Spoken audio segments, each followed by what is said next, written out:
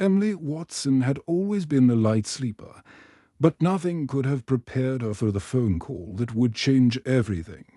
At exactly midnight on a cold Tuesday in Manchester, her mobile phone rang with that piercing sound that cuts through dreams and pulls you from the warmth of sleep into harsh reality. She fumbled for the phone in the darkness of her small bedroom, her heart already racing. Late-night calls never brought good news. The glowing screen showed her brother's name, and immediately she knew something was terribly wrong. Emily. The voice on the other end was shaky, barely recognizable. It was her younger brother James, calling from his university in London where he was studying to become a primary school teacher. "James, what's wrong?" "It's midnight," Emily whispered, trying not to wake her flatmate Sarah, who had work early the next morning. Emily pulled her blanket round her shoulders and sat up properly, preparing herself for whatever news was coming. "Emily, I need to tell you something. I went to the doctor today." James's voice cracked like it used to when he was a little boy and had broken something valuable. "They found something wrong with my brain. The doctor says it's a rare condition that affects movement and speech. If I don't get treatment soon, I might not be able to walk or talk properly." Emily felt the world stop spinning. The words hit her like cold water, washing away the sleepy confusion and replacing it with sharp, terrible clarity. Her little brother, the one who had always made her laugh with his silly jokes, who dreamed of teaching children and reading them stories, was in trouble, real trouble. She remembered James as a child, always running round their small garden, climbing trees and chattering endlessly about everything he saw. He was the one who made their quiet house feel alive with his energy and laughter. The thought of him losing his ability to move and speak felt like someone had reached into her chest and squeezed her heart. "What exactly did the doctor say?" Emily asked, her voice steadier than she felt. She needed details, needed to understand what they were facing. "He said it's called something complicated. I can't even pronounce it properly," James replied, and she could hear him trying not to cry. "But he explained that my brain isn't sending the right signals to my muscles. It gets worse over time if I don't get treatment. The treatment exists, Emily. But it's expensive. Really expensive." Emily closed her eyes and took a deep breath. "How much will the treatment cost?" she asked, though she was afraid of the answer. She worked at a small marketing company in Manchester, earning just enough to pay her rent and bills with a little left over for the occasional night out with friends. £50,000. James whispered, and the number hung in the air between them like a mountain too high to climb. "Our family doesn't have that kind of money, Emily. You know we don't.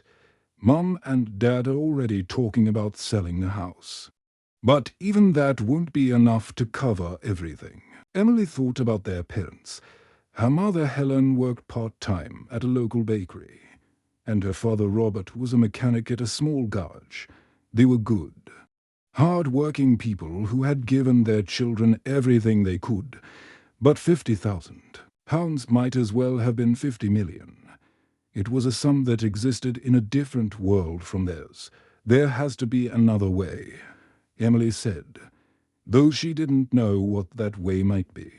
"Insurance, maybe. All payment plans, I've already checked everything," James said, his voice getting weaker. "The insurance won't cover it because it's experimental treatment. The hospital wants the money up front." Emily. "I'm scared, really scared," hearing her strong, optimistic brother admit his fear made Emily's own resolve harden like steel. James had always been the one to comfort others when they were upset. He was the one who had stayed up with her when she was heartbroken after her first serious relationship ended. He was the one who called her every week just to check how she was doing, even when his university schedule was packed with studies and part-time work. "Listen to me," "James," Emily said, her voice firm and clear, "we are going to figure this out. I don't know how yet, but we will. You are going to get that treatment. And you are going to get better. And you are going to become the amazing teacher you've always wanted to be." After they said goodbye, promising to talk again the next day, Emily couldn't sleep. She sat by her window, wrapped in her old dressing gown, watching the empty streets of Manchester. The streetlights cast long shadows on the pavement, and occasionally a late taxi would drive past. But mostly the world was quiet and still. But inside Emily's mind, everything was moving. She was already making plans, already thinking about what she could do, what she could sacrifice, what she could change. Her brother needed her, and she would do whatever it took to save him. The comfortable life she had built for herself suddenly seemed less important than the life that hung in the balance 200 miles away in London. That night, sitting by her window in the darkness, Emily Watson made a promise to herself and to James. She would find a way to raise £50,000, no matter what it cost her personally.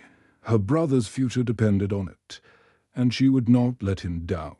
Emily made a decision that would test every limit she had. She would raise the money herself, no matter what it took. The morning after James's call, she sat at her small kitchen table with a notebook and calculator, working out exactly how she could save £50,000. The numbers seemed impossible at first, but Emily had always been good at solving problems, even when they seemed too big to handle. Within a week, she had completely transformed her entire life. She kept her day job at the marketing firm where she had worked for 3 years, but now she also took an evening job at a busy Italian restaurant called Marco's, serving tables and washing dishes until late at night. On weekends, she cleaned offices in the city centre, scrubbing floors and emptying bins in the quiet buildings where important business happened during the week. Every single penny she earned went straight into a special savings account that she had opened at the bank. She wrote James's treatment on the account card and kept it in her wallet as a constant reminder of why she was doing this. She stopped buying coffee on her way to work, stopped buying new clothes, stopped buying anything that wasn't absolutely necessary for survival. The biggest change came when she made the difficult decision to move out of her comfortable flat that she had shared with her friend Sarah.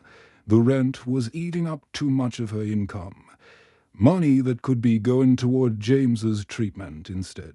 She packed her belongings into boxes and moved back into her childhood bedroom at her parents' house in a small town just outside Manchester. The house felt smaller than she remembered, and her old bedroom still had the same flowery wallpaper from when she was 16.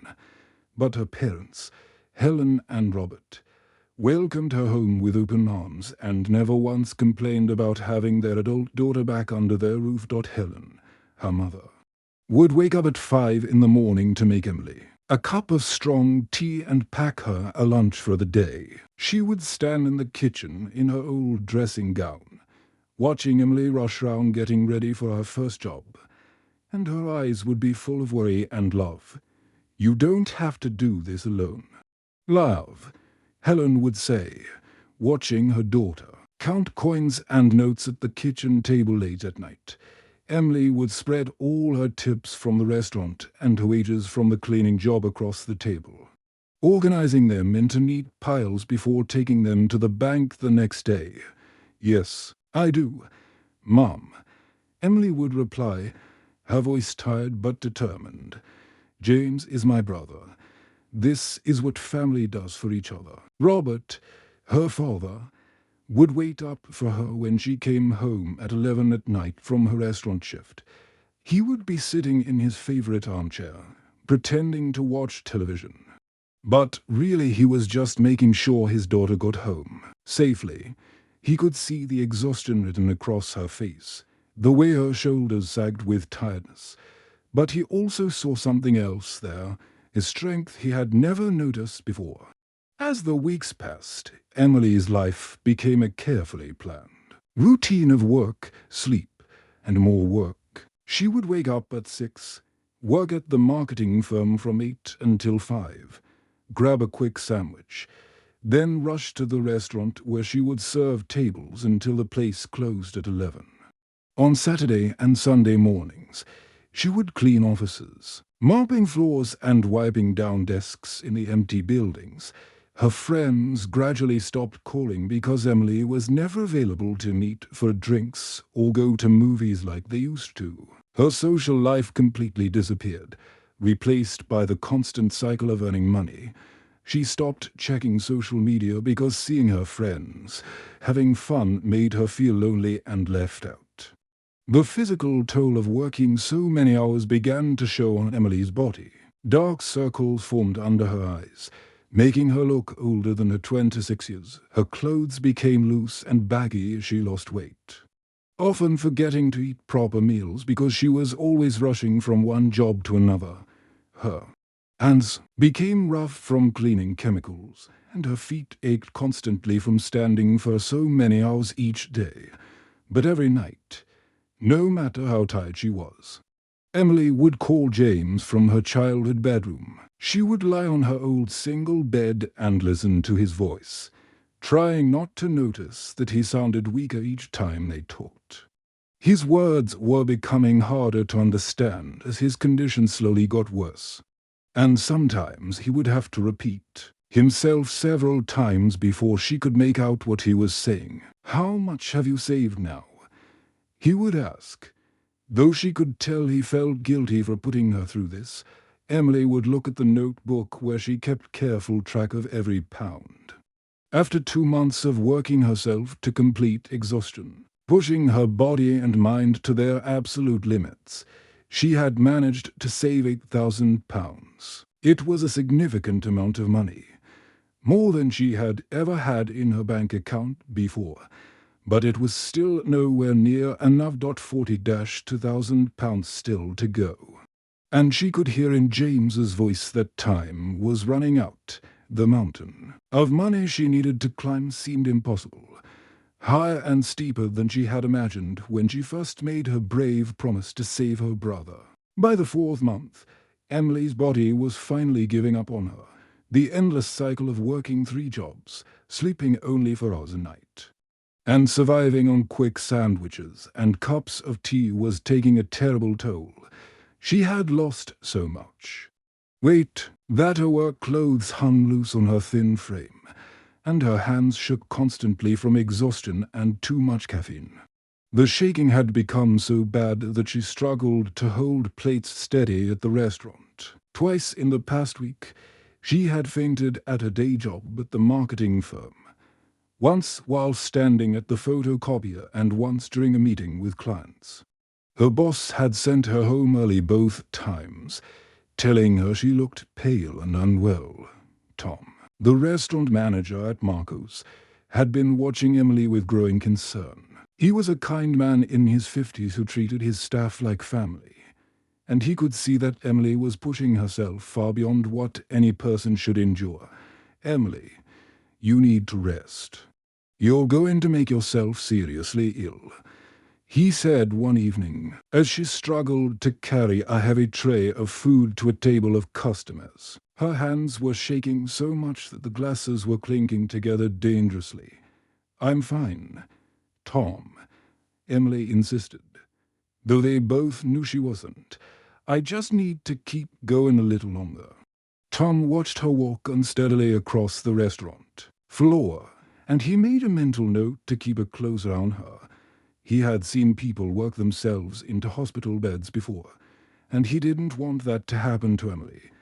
But Emily couldn't rest. Not when she was finally making real progress. After 4 months of working every hour she could find, she had managed to save £18,000. It was more money than she had ever dreamed of having. But it still wasn't enough, and more importantly, it wasn't coming fast enough. The doctors had called James the week before with bad news.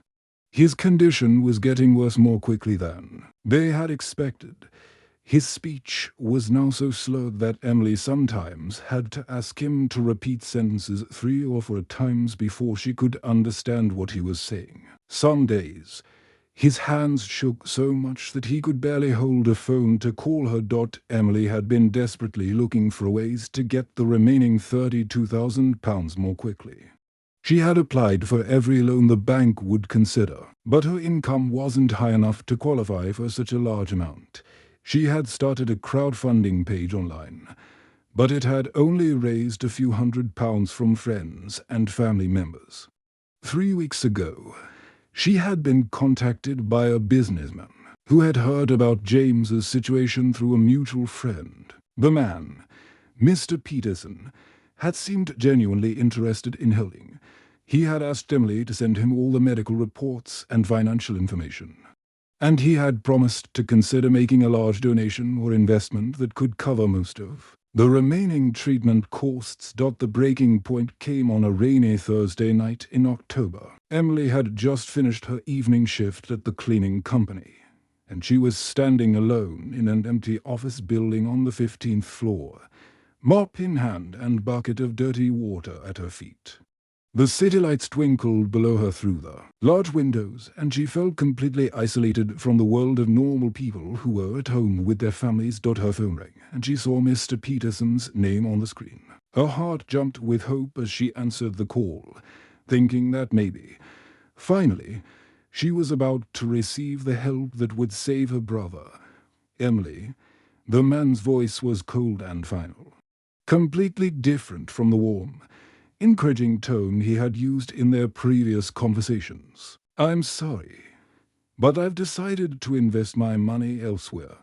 After reviewing all the information, I don't think this is the right opportunity for me. I wish you and your brother the best of luck."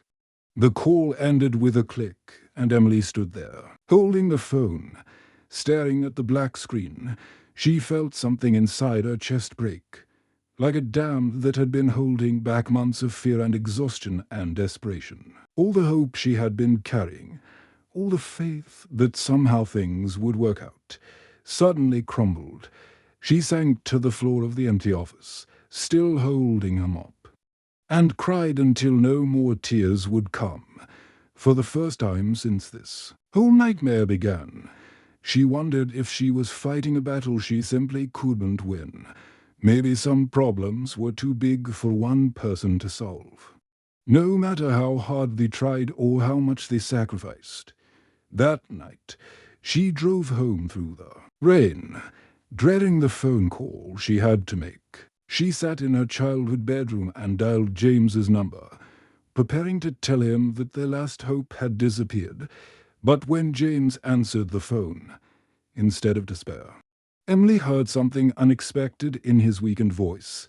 Despite everything that was happening to him, despite the fear and uncertainty he must be feeling, there was still warmth and love in his words. "Emily," he said slowly, his speech more difficult than ever. "You've already given me the most important thing. You've shown me what love looks like. Whatever happens, I'm proud to be your brother." Those words hit Emily harder than any bad news could have.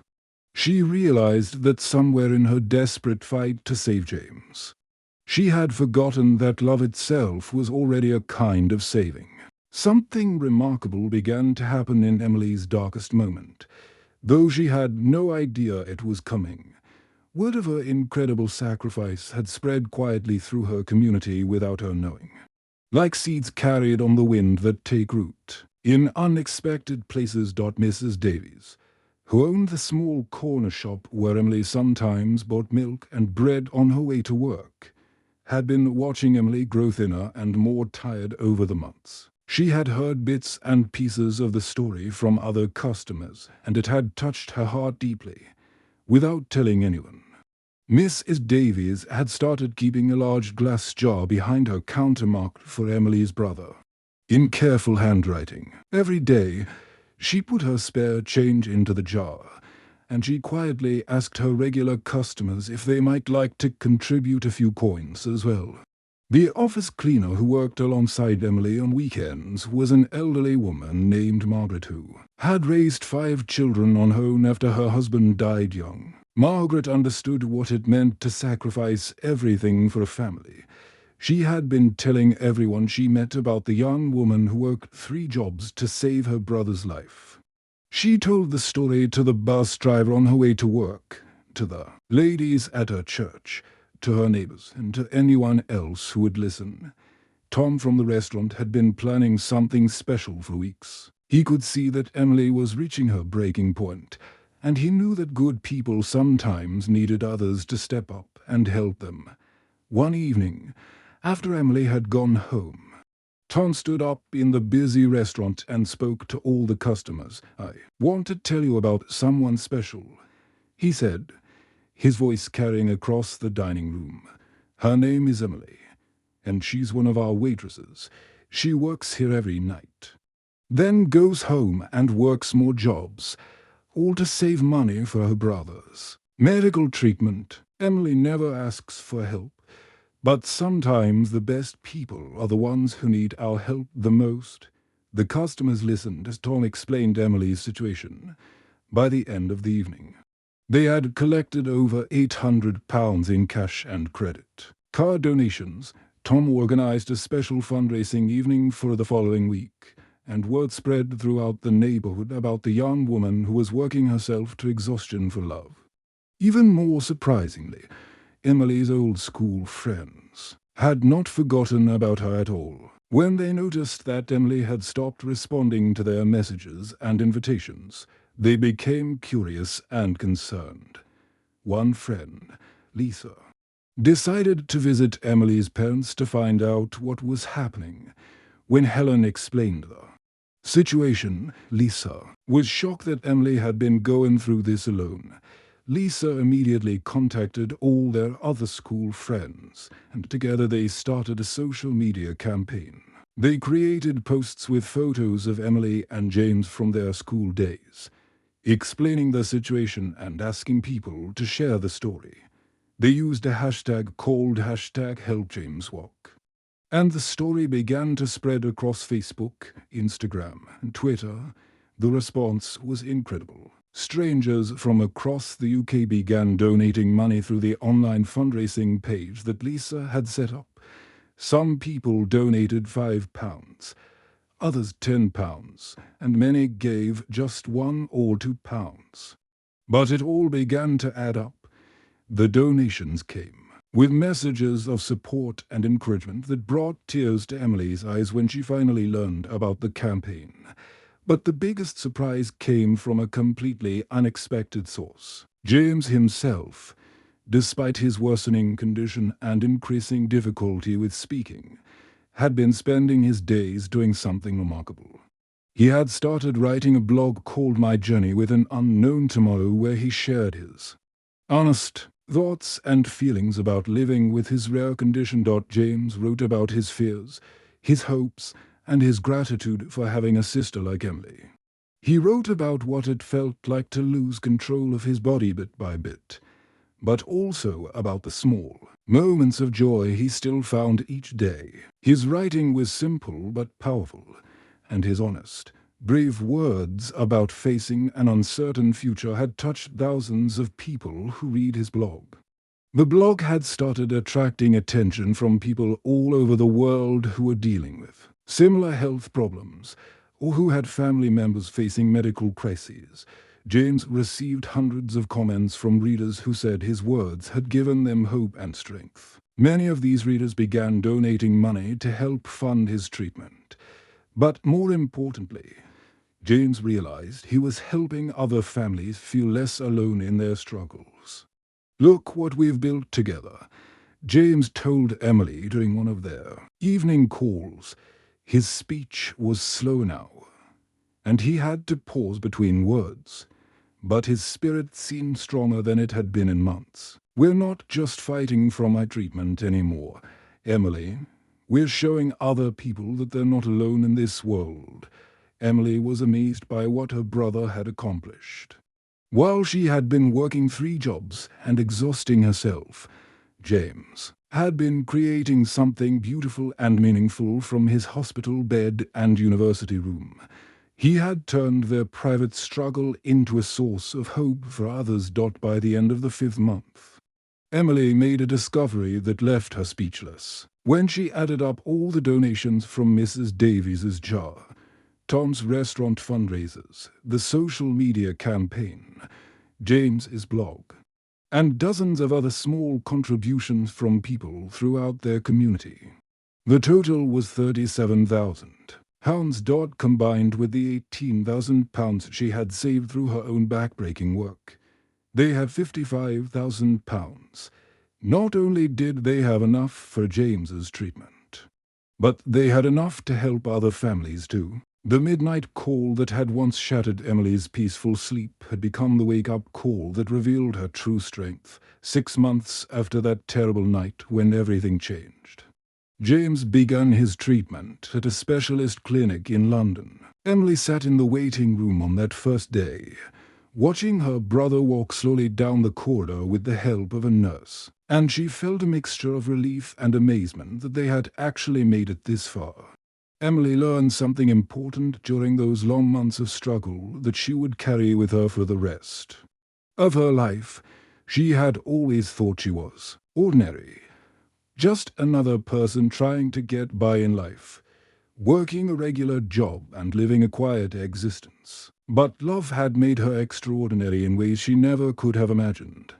Love had given her the power to work when she was so exhausted she could barely stand, to hope when everything seemed completely hopeless, and to inspire others without even trying or knowing she was doing it. The treatment was not easy, and progress was slow at first. James had to stay in London for several weeks, living in a small flat near the clinic while he underwent daily sessions with doctors and therapists. Emily visited him every weekend, taking the train from Manchester and bringing home cooked meals that their mother had prepared. She would sit with James in his tiny flat, helping him with exercises that the doctors had taught him, and watching as his movements gradually became more controlled and his speech slowly became clearer. After 3 months of treatment, James was able to return home to their parents' house. Emily would never forget the day she picked him up from the train station. He walked toward her without any help, his steps still careful but steady, and when he spoke her name, his voice was clear and strong. She hugged him tightly, and both of them cried tears of joy and relief. But something else had grown from their difficult journey, something neither of them had expected when this all began. During the months when donations had been pouring in from strangers, Emily and James had received hundreds of letters and messages from other families who were facing similar medical emergencies they couldn't afford. These families had read James's blog or heard their story through social media, and they were asking for advice, for hope, for help in finding a way through their own dark times. Emily and James realized they had learned things during their struggle that could help other people. They knew how to organize fundraising events, how to use social media to spread awareness, how to apply for medical grants, and most importantly, how to keep hope alive when everything seemed impossible. They decided to start a small charity called Hope for Healing to help other families navigate medical crises they couldn't afford on their own. Their first fundraising event was held at Tom's restaurant, the same place where Emily had worked so many exhausting evening shifts. The room was packed with all the people who had helped them along the way: Mrs. Davies from the corner shop, Margaret the office cleaner, Emily's old school friends, customers from the restaurant, and dozens of other community members who had become part of their extended family. Every family should have hope, Emily said as she stood at the front of the room, speaking to the crowd. Next to her stood James, walking with the help of a wooden stick, but walking nonetheless, his face bright with health and purpose. Sometimes that hope comes in the form of medical treatment that saves a life, but sometimes hope comes in the Form of a community that cares, people who are willing to help carry a burden that feels too heavy for one family to bear alone. The charity grew slowly but steadily. Emily reduced her work schedule back to just a day job at the marketing firm, using her evenings and weekends to help families in need, instead of working multiple jobs. James, whose speech and movement continued to improve month by month, became the heart of their organization, writing blog posts and speaking to groups about the importance of never giving up hope. 1 year after the midnight call that had changed everything, Emily received another late-night phone call. But this time, instead of fear, the ringing phone brought a sense of purpose and excitement. The caller was a woman named Sarah from Liverpool, and her voice was shaky with worry and desperation. "I heard about what you did for your brother," the woman said, her words coming out in a rush. "My daughter needs surgery for a brain tumor, and the treatment she needs isn't available here. We have to go to Germany, and it costs more money than we could ever save. Could you help us find that same hope that you and your brother found?" Emily smiled in the darkness of her childhood bedroom, the same room where she had sat by the window so many nights, counting money and worrying about the future. But now that room felt different, filled with possibility instead of desperation. "Yes," Emily said without hesitation, already thinking about the people she could contact, the resources she could share, the community she could rally around this new family in need. "Yes, we can help you." The call that had once brought fear and upheaval now brought purpose and meaning. Emily had learned that sometimes the greatest challenges in life don't break people.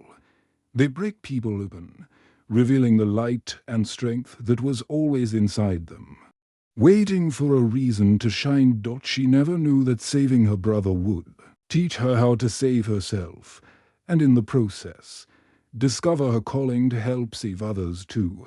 The end.